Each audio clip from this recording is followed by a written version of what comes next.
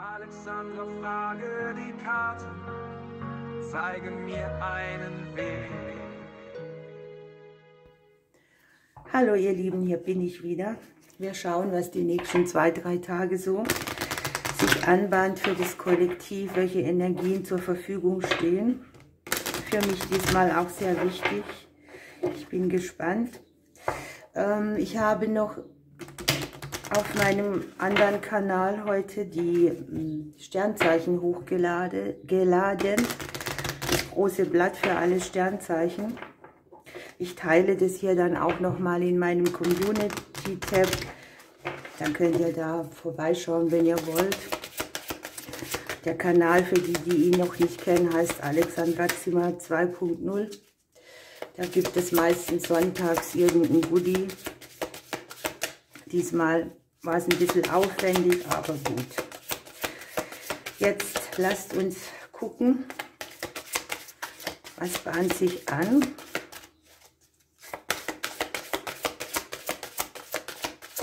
Ach ja, danke auch noch, wollte ich noch mal sagen, für eure lieben Kommentare unter meinem neuen Wochenorakel. Das blende ich auch hier oben noch mal ein. Ich habe mit den Tränen gekämpft, aber ich bin eh eine Heulsuse. Und vielen Dank auch nochmal für die Spenden, die ihr mir nochmal geschickt habt bei Supersense oder auch bei PayPal. Vielen Dank. So, wir haben hier den Neubeginn als Ausgangsposition. Sachen, die wir neu generieren, Dinge, die wir neu beginnen. Einen glücklichen Neubeginn, also ein guter Start sogar in die neue Woche schon wieder. Ne? Wir haben die kurzen Wege, wir haben das Glück dabei, möglicherweise hier auch kleinere Unterstützungen, Worte, die gut tun, die einfach glücksfördernd sind für alles, was jetzt vor unserer Nase liegt.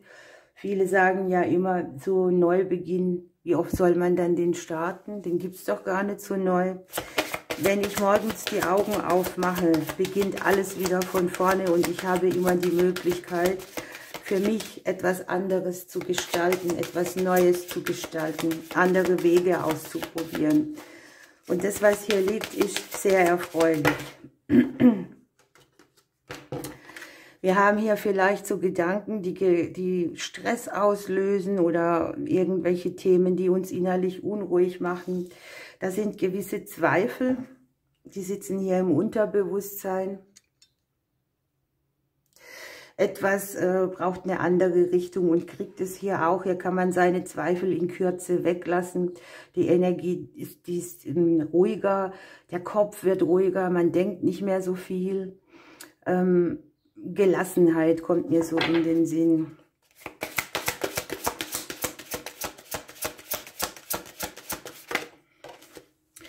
Wer auch immer hier dieses Gefühl hat, ich kann den richtigen Weg nicht finden, der wird ja eines Besseren belehrt, denn hier gehen Zweifel oder ich sag mal Situationen, wo man so rumsucht, die gehen hier vorüber auf einem ganz kurzen Weg. Wir werden aufgefordert, alles auch aus Liebe zu machen,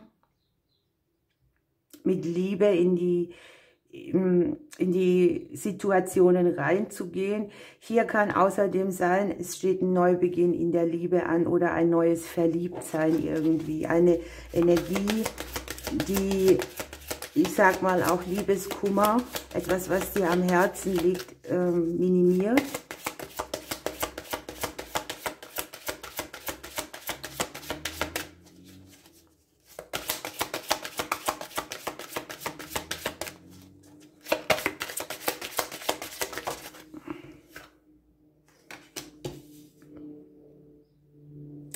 Man fliegt hier über die Hindernisse und Blockaden in Leichtigkeit drüber. Überall da, wo eben die Richtung nicht frei war. Oder wir hatten das ja auch im Wochenorakel. Ein Hindernis wird zur Wunscherfüllung. Das heißt, da wo eine Tür zugeht, wo sich dir jetzt was in den Weg stellt, hast du nachher ein positiveres Ergebnis. Die Hindernisse, die hier sind, die sind leicht überwindbar und vielleicht sogar nur, wie nennt man das? Eine Illusion, ne? das Hindernis, das hier liegt, das ist eigentlich gar keins. Aber man stellt es sich so vor und hier kommt eine ganz große Klarheit. Der Stern bringt uns die Energie von Magie und Glück. Man kann aus dieser Situation seine Visionen wieder vergrößern und wir haben hier sehr freundliche Energien aus dem Umfeld. Hier liegt die Freundschaft, die Treue, die Loyalität, Menschen, die füreinander da sind.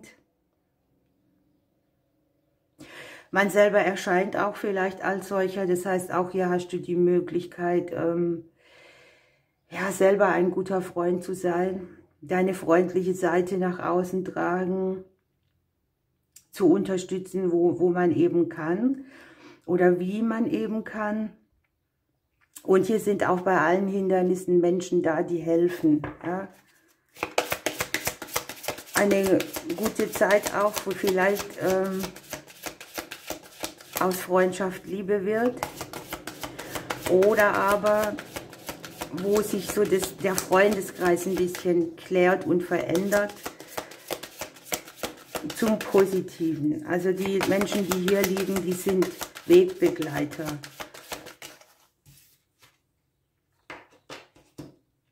Man hat hier vielleicht so ein bisschen die Befürchtung, dass das Außen für Hindernisse sorgt oder dass etwas nicht so flutscht, wie es soll.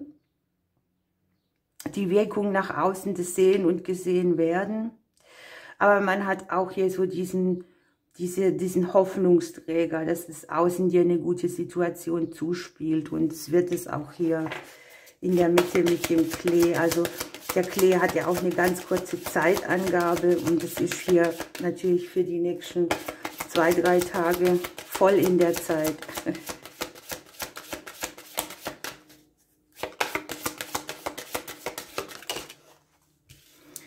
Hier haben wir das Schiff, es geht langfristig weiter, wir kommen in Fahrt. Wir sind sehr stark auch mit unseren eigenen Emotionen beschäftigt. Wir sind vielleicht auch sehr viel unterwegs. Wir träumen uns irgendwo hin. Wir versuchen, unseren Träumen zu folgen, unseren Träumen irgendwie auch Leben einzuhauchen. Es gibt eine klare Bewegung. Hier liegt das Vorwärtskommen, der Flow. Irgendetwas geht wieder mehr in den Flow aus dem Hindernis heraus. Und wir haben hier unten den Anker und die männliche Hauptperson. Das heißt, hier gibt es eventuell auch Neubeginne im Beruf. Ja, also etwas Berufliches gestaltet sich neu. Möglicherweise arbeitet das Gegenüber sehr viel.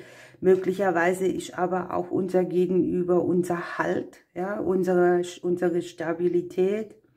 Natürlich auch Möglichkeiten, weil der Anker einfach auch die Berufskarte ist, sich etwas zu erarbeiten, was hier mit dem Klee für eine gute Wende oder ein gutes Vorankommen sorgt. Das hier unten ist eine sehr gute Energie, denn hier hat man so, ja, ich sage mal, diesen Halt auch von jemand, vielleicht von einem Gegenüber.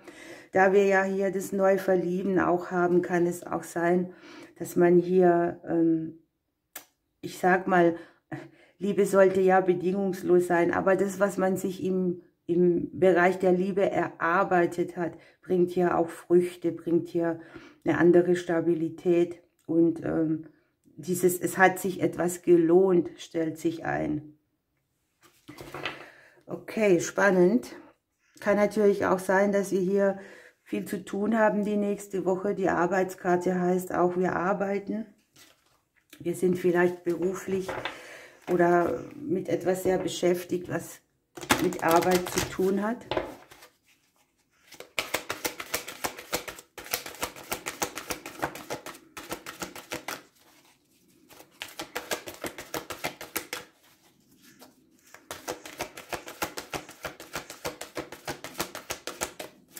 Die Legung hier, die löst auch sehr viele Blockaden an sich. Ne? Guckt mal, Seelenwünsche erfüllen sich. Das Eisenkraut. Hier will die Seele glücklich gemacht werden, glücklich sein. Hier liegen ganz viele magische Kräfte und Visionen mit dabei. Das haben wir hier auch mit dem Schiff und mit dem Stern an sich.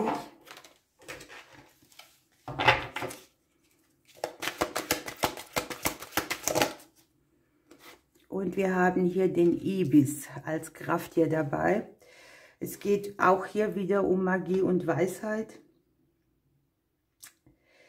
Hier kommen sehr viele Impulse, das haben wir ja hier, ne, da wo Zweifel sind oder wo man nicht so richtig weiß, was zu tun ist oder wie, kommt hier aus dem eigenen Innern die Lösung auch raus. Da werden förmlich alle Kraftreserven mobilisiert.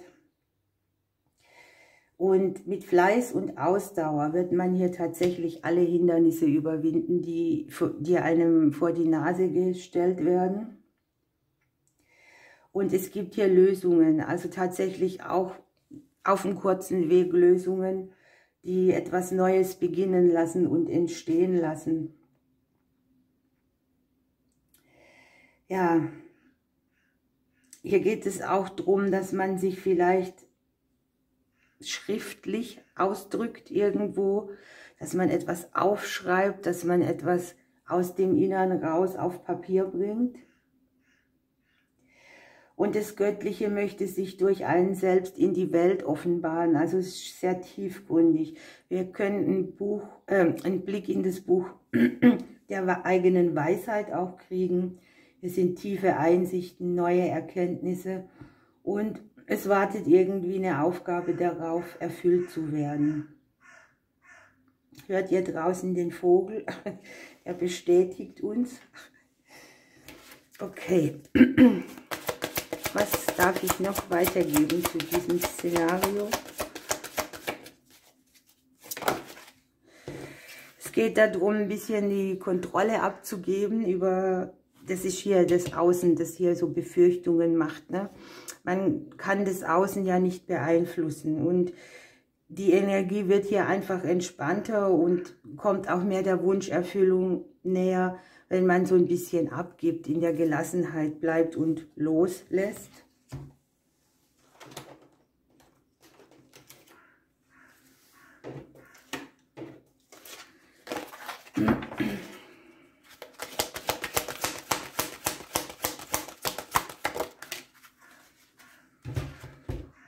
Okay, jetzt wird es ein bisschen klarer. Wir haben den Polarstern, also hier die Aufgabe, die es hier zu überwinden gibt oder das Hindernis, hat tatsächlich mit Führerschaft zu tun. Mit dem Polarstern kriegen wir hier natürlich auch Führung, einen Kompass. Und es geht auch ein bisschen drum, wenn wir hier so nach Aufgaben oder Prüfungen oder Themen, die mit Hindernissen verbunden sind, gucken, dass wir selber für andere Reisende in der Dunkelheit ein Licht sind.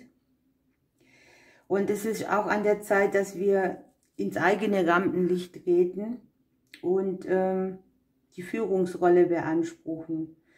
Hier kann man etwas weitergeben, lehren, ein Beispiel für andere sein, ohne Scheu sein, das ganze Licht erstrahlen lassen, also auch nicht das graue Mausdasein nähren. Und überall da, wo man sich im Hintergrund gehalten hat oder sich vielleicht auch ein bisschen gedeckt, versteckt hat, wird es jetzt Zeit hervorzutreten und den eigenen Stern ganz hell erstrahlen zu lassen. So, was sagen die Vögel noch? Der Buntspecht.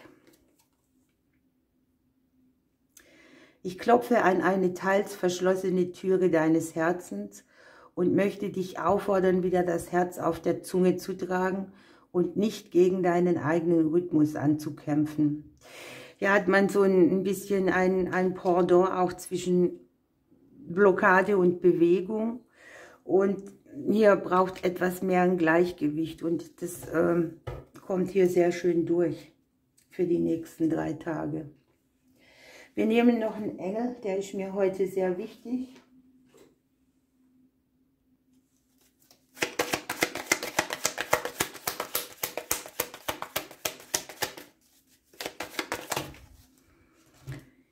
Hier ist er, ach, mein Lieblingswort, der Engel der Geduld.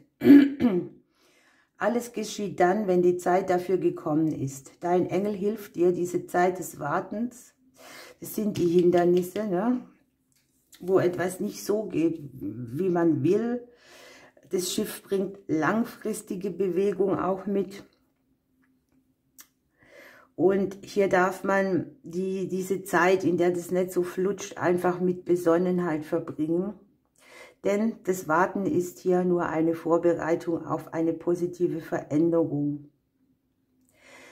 Hier sollen wir den Fokus drauf legen, dass der Engel an unserer Seite ist und dass wir in eine positive Richtung gelenkt werden. Hier mit dem Polarstern sehen wir natürlich auch die Richtung. Okay, ihr Lieben, ich wünsche euch einen schönen Sonntag noch voll. Ich drücke euch und bis Dienstag.